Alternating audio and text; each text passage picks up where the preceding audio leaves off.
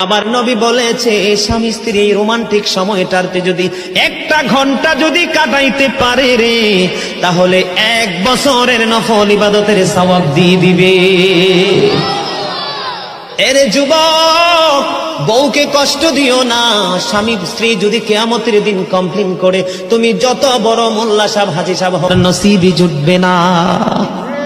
আমি আমার মা আমার বোনদেরকে বলতে চাই, কখনো স্বামীর কলিজায় আঘাত দিও না, কারণ স্বামীর কলিজায় আঘাত দিলে তোমার জীবনে জান্নাত জুটবে না। বন্ধুরে আমার, আমি আমার নবীর জীবন থেকে যদি আপনাদেরকে আরেকটা এক্সাম্পল দেই বন্ধু, এখন আমি আমাদের দেশে স্বামী স্ত্রীর মধ্যে গলদ আছে না নাই?